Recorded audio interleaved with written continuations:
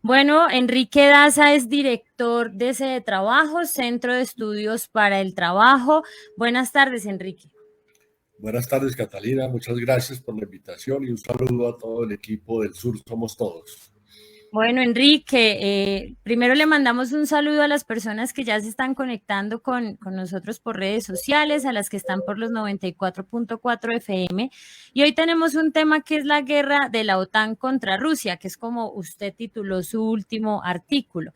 Enrique, ¿cuál es la historia del conflicto de Ucrania? Bueno, Catalina, los orígenes recientes del conflicto de Ucrania se remontan a 1990. Hasta esa fecha, el mundo estaba dividido en dos grandes bloques.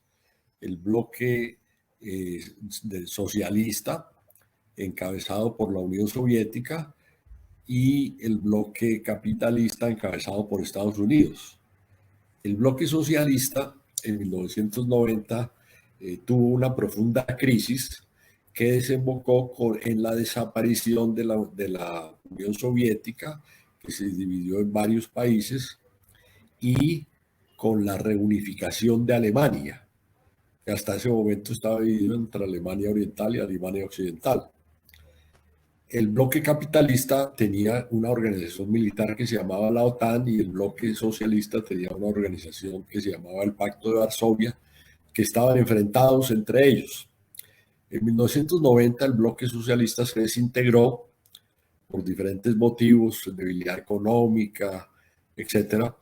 Y en ese momento el presidente era Mikhail Gorbachev en la Unión Soviética. Entonces hubo un acuerdo entre el bloque socialista y el bloque capitalista, más concretamente entre Gorbachev y los países occidentales, en la cual se permitía la reunificación de Alemania a cambio de que la organización militar de la OTAN no se expandiera hacia Rusia, o sea, que no incorporara nuevos miembros, sino que los miembros que pertenecían al bloque de Varsovia permanecieran independientes, al Pacto de Varsovia permanecieran independientes. Ese acuerdo que está documentado ampliamente en todos los libros de historia no se cumplió. Entonces la OTAN a partir de ese momento empezó a extender su influencia, pasó de tener 12 miembros a tener hoy en día 28 miembros, expandiendo su alcance militar. En la OTAN, pues todos los países forman parte de un acuerdo en el cual si un país es agredido, se entiende que la agresión es contra todos. El último paso de esa expansión quiso ser la incorporación de Ucrania a la OTAN. Como Ucrania está en la frontera rusa, muy cerca de Moscú y de los sitios estratégicos de Rusia, Rusia consideró que eso constituía una amenaza a su seguridad nacional. Y esa obstinación de la OTAN por incorporar a Ucrania fue lo que desembocó en el conflicto que tenemos hoy. Bueno, Enrique, y vayamos como al inicio de esta historia que usted nos empieza a contar y es quién y por qué se incumplieron los acuerdos que dieron lugar a la desintegración de la URSS. No, pues los acuerdos que se hicieron en 1990 fueron incumplidos por todos los países occidentales liderados por Estados Unidos. Se fue incorporando cada uno de esos países paulatinamente hasta el día de hoy. Lo que sucede, hay que mirar esto también, qué estaba sucediendo en Ucrania. En Ucrania se había realizado un golpe de Estado en el 2014, un golpe de Estado que fue organizado por Estados Unidos, que implicó el cambio de gobierno y subió un gobierno de un tipo que se llamaba Piotr Poroshenko. Ese golpe de Estado no fue reconocido, ese nuevo gobierno producto de un golpe de Estado no fue reconocido por varios sectores de Ucrania, especialmente los sectores de Crimea y lo que se conoce hoy como el Donbass, que es como decir un departamento de Ucrania. No fue reconocido por la ilegalidad del golpe, no fue reconocido porque no era producto de una transición, digamos, democrática, y además de eso, porque este nuevo presidente quería acercar a Ucrania a la OTAN, hacer un tratado de libre comercio con Estados Unidos. Entonces se desató una especie de guerra civil en la cual el gobierno de Kiev, o sea, la capital de Ucrania, intentó reprimir la rebeldía de estas provincias que no aceptaban el nuevo gobierno. Eso terminó en una guerra civil prácticamente, que se logró subsanar a través de una cosa que se conoce como los protocolos de Minsk. Esos protocolos establecían un alto al fuego entre los dos sectores rebeldes, los sectores rebeldes y el gobierno ucraniano, y un camino para solucionar el problema. Y el camino consistía en que se buscaría que las provincias rebeldes, permaneciendo en Ucrania, tuvieran algún grado de autonomía de acuerdo a su tradición histórica y a sus costumbres. Ese acuerdo también establece un cese al fuego y otras cosas que garantizarían, digamos, la resolución pacífica del conflicto, manteniendo la integridad de Ucrania. Pero este es el segundo acuerdo que no se cumplió. Los países occidentales, que fueron garantes del acuerdo de Minsk, y el gobierno de Zelensky, que era el gobierno oficial de Ucrania en ese momento, se dedicaron a bombardear y a tratar de reprimir las provincias rebeldes. Y el conflicto se agudizó. Entonces, el antecedente inmediato de este conflicto fue el enfrentamiento entre dos sectores de Ucrania. Uno es un sector, digamos, más afín étnica y lingüísticamente a Rusia, y el otro es un sector fuertemente apoyado por Estados Unidos y la OTAN. Enrique, y usted ha mencionado mucho a Estados Unidos en esto. ¿Cuál es el papel de Estados Unidos? No, Estados Unidos es, digamos, el principal protagonista de este conflicto, porque desde 2004 y posteriormente en el 2014, Estados Unidos apoyó los varios gobiernos que querían vincular a Ucrania a la OTAN y a la Unión Europea, y le dio un apoyo militar fuerte a los gobiernos que intentaron sofocar la rebelión de las provincias rebeldes. Pero además de eso, personajes de muy altísimo nivel de Estados Unidos estuvieron involucrados directamente en la organización del golpe de Estado del 2014, en la satanización, digamos, de las provincias rebeldes. Entonces Estados Unidos le dio desde el 2014 un inmenso apoyo militar al gobierno de Kiev.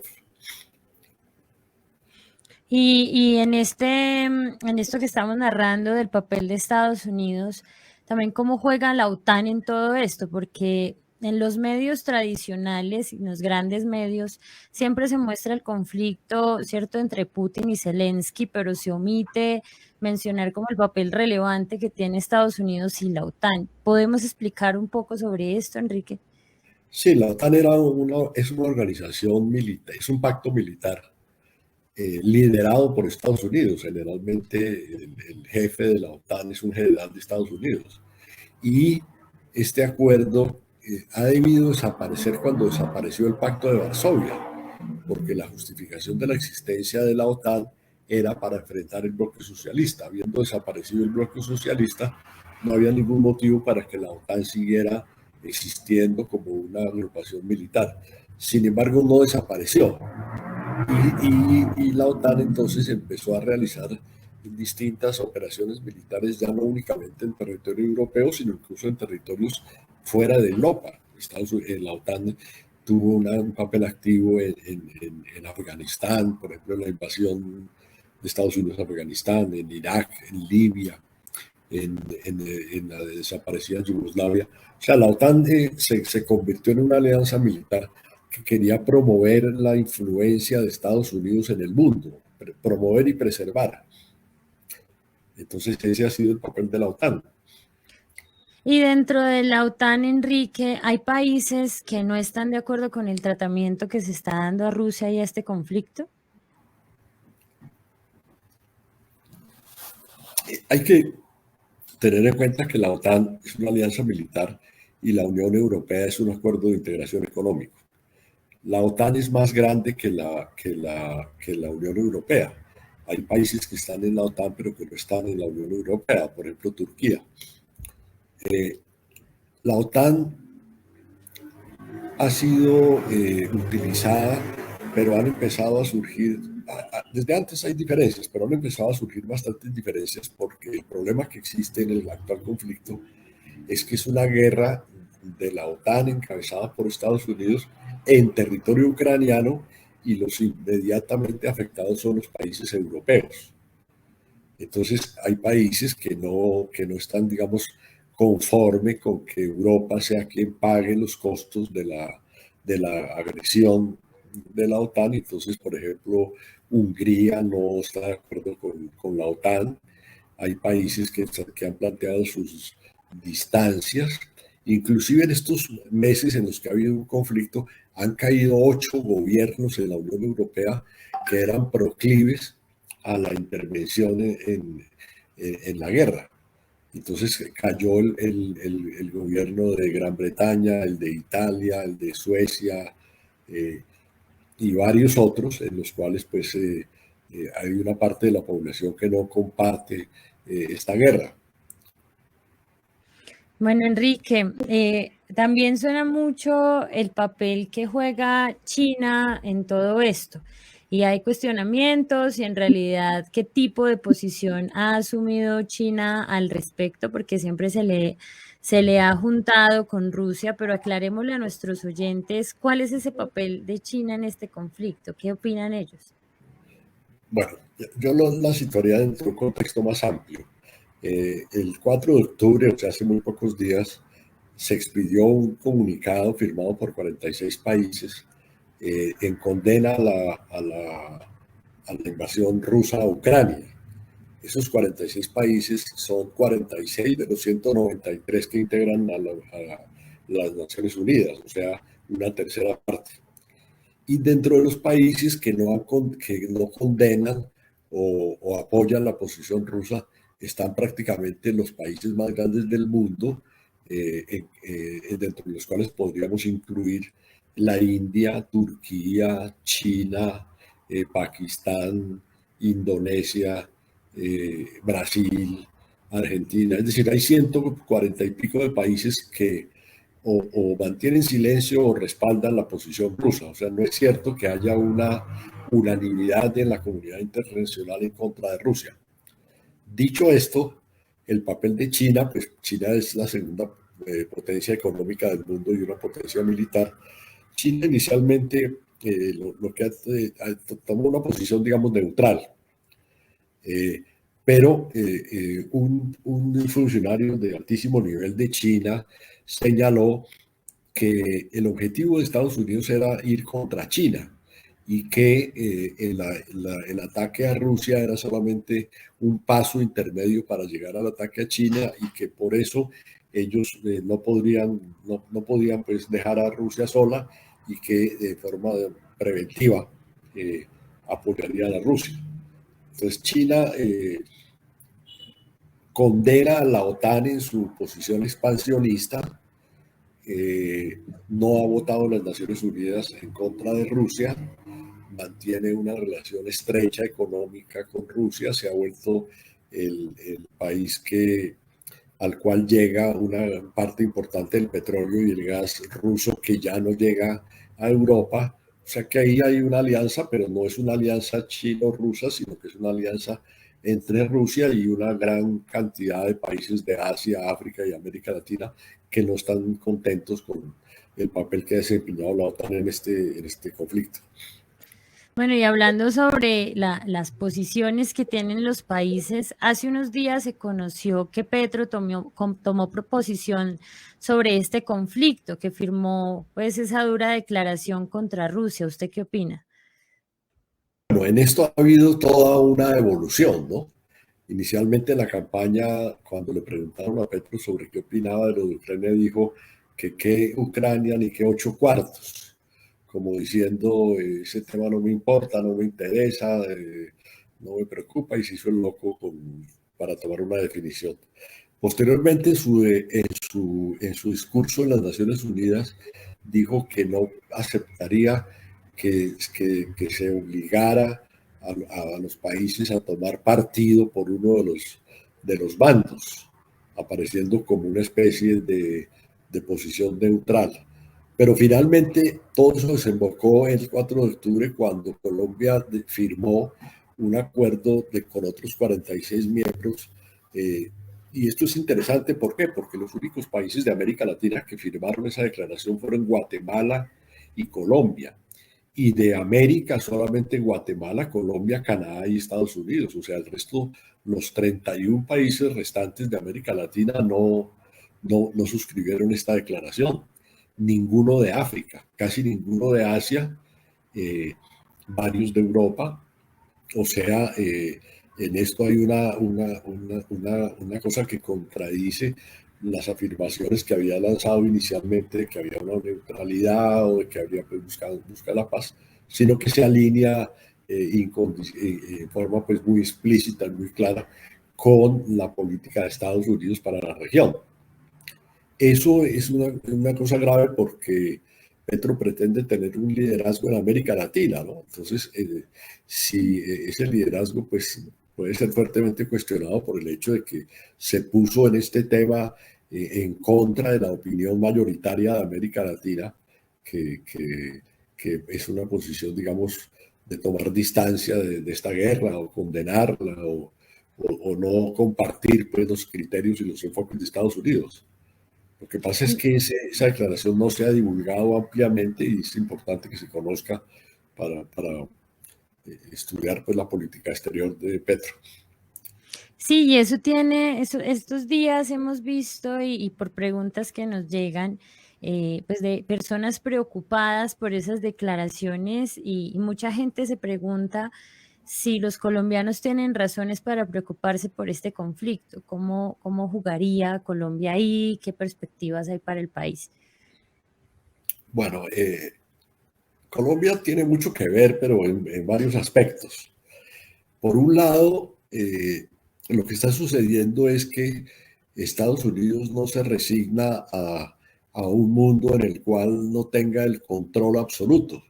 Y lo que se está viendo es el surgimiento de múltiples polos y lo que podríamos denominar un mundo ya no unipolar como existía antes, sino un mundo multipolar, en donde hay varios potencias y que esas potencias tienen que buscar una resolución armónica de sus conflictos. Entonces, Estados Unidos está muy desesperado de que se está perdiendo el control de la situación mundial.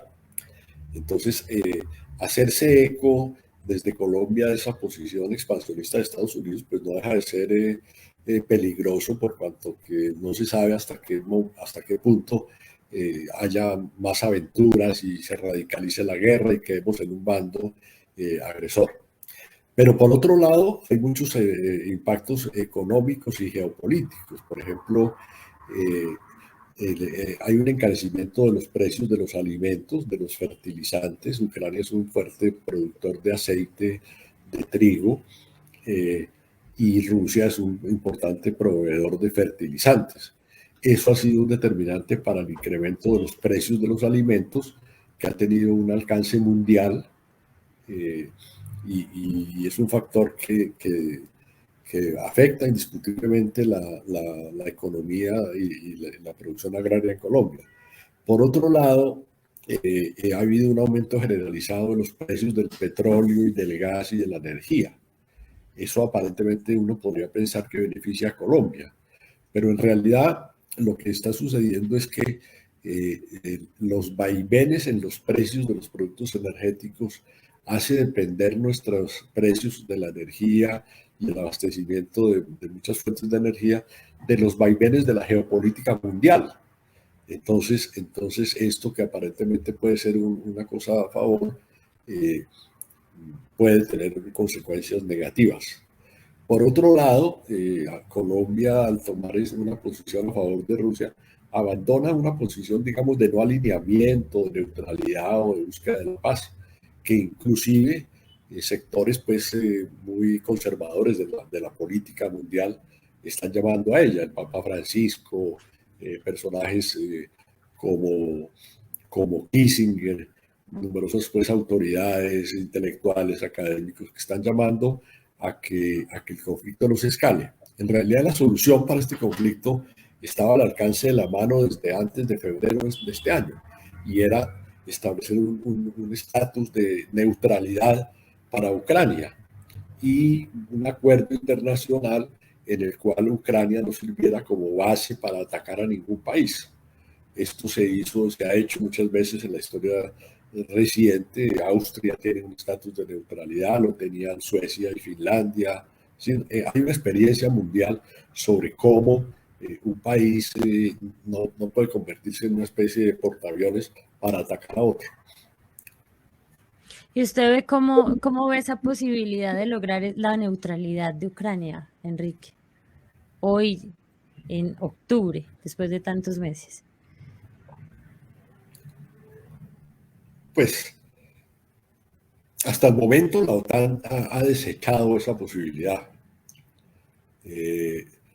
Ha estado sobre la mesa todo el tiempo esa posibilidad. Rusia inicialmente no quería sino eso. Esa fue, digamos, la propuesta inicial de Rusia. Pero parece que hay una obstinación guerrerista por parte de la OTAN que está inyectándole armamentos permanentemente a Zelensky. La disparidad entre Ucrania y Rusia es muy grande. Rusia es infinitamente superior militar y económicamente.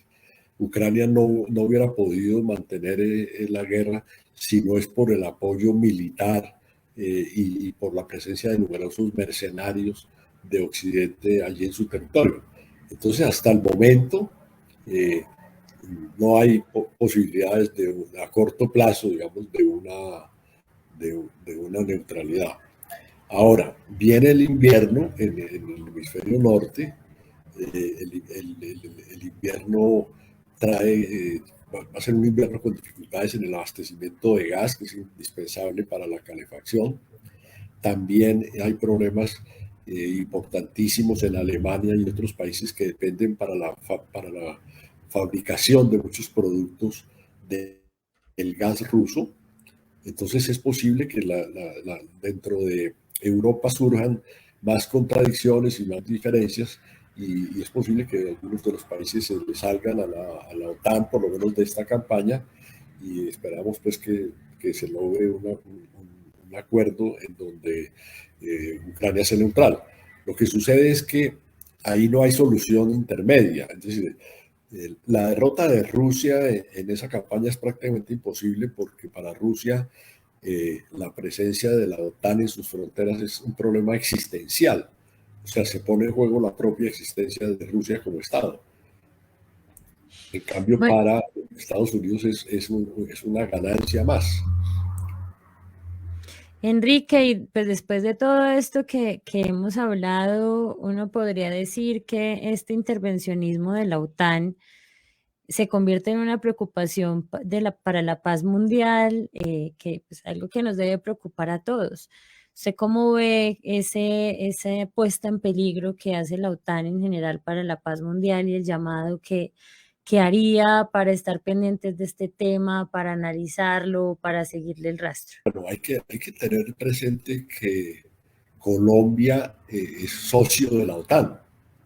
El gobierno de Duque nos dejó, y antes con Santos, pues eso se vino configurando poco a poco, pero ya en este momento Colombia es lo que se denomina un socio externo de la OTAN. Entonces, Colombia ha realizado numerosas operaciones de apoyo a la OTAN. Por ejemplo, eh, hay partes del ejército colombiano, elementos del ejército colombiano que han ido pues a las zonas de donde está en conflicto para asesorar a los ejércitos en temas como el desminado. ¿Sí? En un momento dado, el gobierno, los últimos gobiernos han estado como muy orgullosos de formar parte de la OTAN, cosa que no debería ser pues ningún motivo de orgullo. Y fuera de eso, pues también Colombia ha estado muy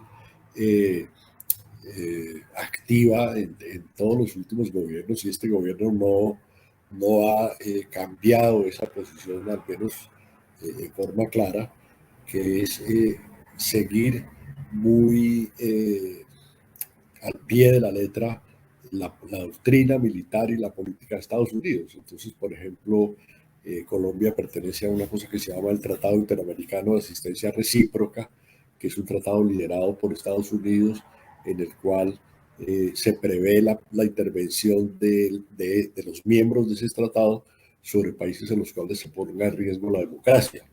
Una de los intentos que hizo Estados Unidos fue hacer una intervención en Venezuela a través del Tratado Interamericano de Asistencia Recíproca, pero no encontró eco en los otros países de América Latina.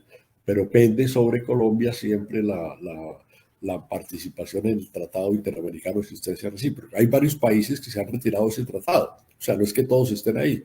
Sí, por ejemplo, México no pertenece al TIAR. Y hay también digamos, un activismo militar de Estados Unidos, no únicamente en Ucrania, sino también en muchas otras zonas del mundo.